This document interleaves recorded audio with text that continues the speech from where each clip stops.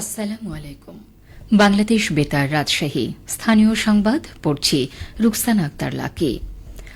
অন্তর্বর্তীকালীন সরকারের প্রধান উপদেষ্টা নোবেলজয়ী অর্থনীতিবিদ ড মোহাম্মদ ইউনুস বলেছেন, সাধারণ মানুষের স্বাধীনতার জন্য ছাত্র জনতা প্রতিশ্রুতিবদ্ধ। আজ দুপুরে বাংলাদেশের নিযুক্ত বিভিন্ন দেশের রাষ্ট্রদূত, হাই কমিশনার সহ জাতিসংঘ এবং বিভিন্ন সংস্থার প্রধানদের ব্রিফিংকালে তিনি একথা বলেন। ড মোহাম্মদ ইউনুস বলেন, বাংলাদেশ বন্ধু রাষ্ট্রের কাছে কৃতজ্ঞ। সংকটকালীন সময়ে তারা সহায়তা করেছে। বর্তমানে চ্যালেঞ্জিং সময় যাচ্ছে। 2 সপ্তাহ হল বাংলাদেশে দ্বিতীয় বিপ্লব সাধিত হয়েছে। হাজার হাজার মানুষ স্বৈরশাসক শেখ হাসিনার বিরুদ্ধে প্রতিরোধ গড়ে তুলেছে। ডাক ও টেলিযোগাযোগ ও তথ্য প্রযুক্তি এবং তথ্য ও সম্প্রচার উপদেষ্টা নাহিদ ইসলাম বলেছেন, সাংবাদিক দম্পতি সাগর সারোয়ার ও মেহরুন রুনির হত্যাকাণ্ডের সুষ্ঠু বিচার হবে। বিষয়টি নিয়ে নতুন করে তদন্ত করতে হবে। এক্ষেত্রে সহায়তা করবে তথ্য ও সম্প্রচার মন্ত্রণালয়। নাহিদ ইসলাম আজ মন্ত্রণালয়ের কর্মকর্তাদের সঙ্গে মতবিনিময় সভায় এসব কথা বলেন। তিনি বলেন, গণমাধ্যমে দলীয়করণ করা যাবে না। মানুষের জন্য নিরপেক্ষ সাংবাদিকতার চর্চা হোক। কাজ করতে হবে দল নিরপেক্ষভাবে।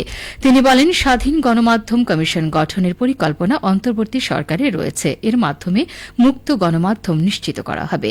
নাহিদ ইসলাম জানান, গণমাধ্যম কর্মী আইন সহ সংশ্লিষ্ট আইনে সমস্যা থাকলে সেটি সংস্কারের পাশাপাশি সেন্সর বোর্ড পুনর্গঠন করা হবে।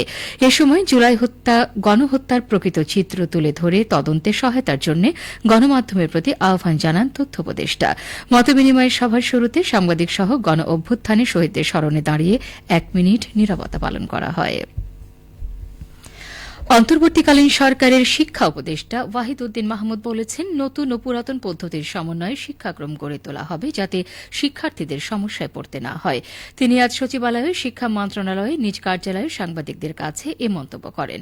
ওয়াহিদ উদ্দিন মাহমুদ বলেন, বিশ্ববিদ্যালয়ে পদগুলোর শূন্য পদ দ্রুত পূরণ করতে হবে। সত্যিকার শিক্ষানুরাগী এবং প্রশাসনিক ও শিক্ষাগত যোগ্যতা রয়েছে তাদের নিয়ে আসা হবে।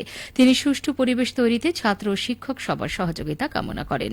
শিক্ষা উপদেষ্টা বলেন, শুধু অবকাঠামো উন্নয়ন দিয়ে নয়, অর্থনীতির সঙ্গে তাল মিলিয়ে যদি মানব সম্পদের উন্নয়ন না হয় তাহলে কোনো দেশ উন্নত হয় না। সেক্ষেত্রে অর্থনীতি ও শিক্ষার মধ্যে যোগসূত্র নিয়ে আসতে হবে।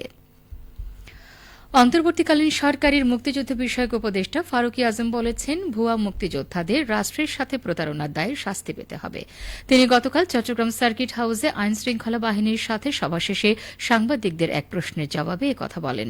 ফারুকী আজম বলেন, ভুয়া মুক্তিযোদ্ধা নানানভাবে নানান আঙ্গিকে হয়েছে। যাচাই বাছাই করে যারা ভুয়া মুক্তিযোদ্ধা প্রমাণিত হবে তাদের বিরুদ্ধে আইনানুগ ব্যবস্থা গ্রহণ করা হবে।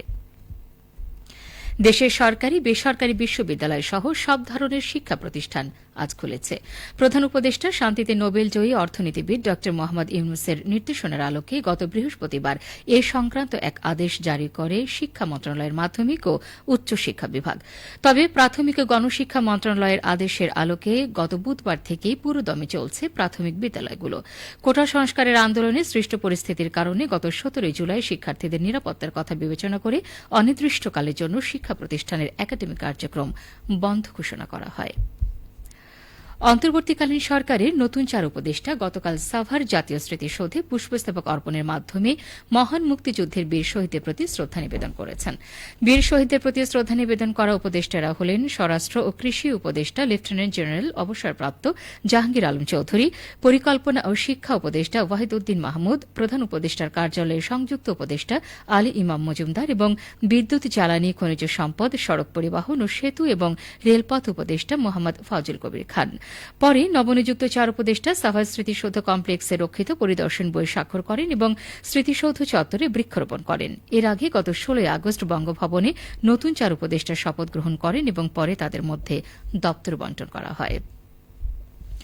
রাজশাহীতে রাস্তায় পড়ে থাকা 18 লাখ টাকা কুড়িয়ে পেয়েছেন শিক্ষার্থীরা। পরে নির্বাহী ম্যাজিস্ট্রেট ও নগরীর বড়কুঠি ভূমি অফিসের সহকারী কমিশনার এবং সেনাবাহিনীর একজন ওয়ারেন্ট অফিসারের উপস্থিতিতে বোয়ালিয়া থানার ভারপ্রাপ্ত কর্মকর্তা এস এম মাসুদ পারভেজ টাকাগুলো গ্রহণ করেন। আজ নগরীর ভদ্রা এলাকার একটি গলির ভেতর ব্যাগ ভর্তি এই টাকা পাওয়া যায়। থানায় টাকা জমা দিতে এসেছিলেন নাটোরের সিংড়া রহমত ইকবাল ডিগ্রি কলেজের শিক্ষার্থী আকাশ আলী সহ কয়েকজন শিক্ষার্থী। বোয়ালিয়া থানার OC S M Masud Parvez জানান, আদালতের অনুমতি নিয়ে টাকা এখন রাষ্ট্রীয় কোষাগারে জমা দেওয়া হবে।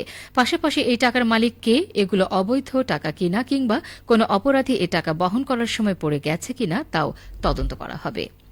সবশেষে আবহাওয়া আজ দুপুর দুটোই রাজশাহীতে তাপমাত্রা ছিল ৩০.৭ ডিগ্রি সেলসিয়াস। এ সময় বাতাসে আপেক্ষিক আর্দ্রতার পরিমাণ ছিল ৭৩%। রাজশাহী ও পার্শ্ববর্তী এলাকায় আজ সূর্যাস্ত সন্ধ্যে ৬টা ৩৭ মিনিটে। সংবাদ শেষ হল। আমাদের পরবর্তী সংবাদ প্রচারিত হবে বিকেল ৪টা ৫ মিনিটে।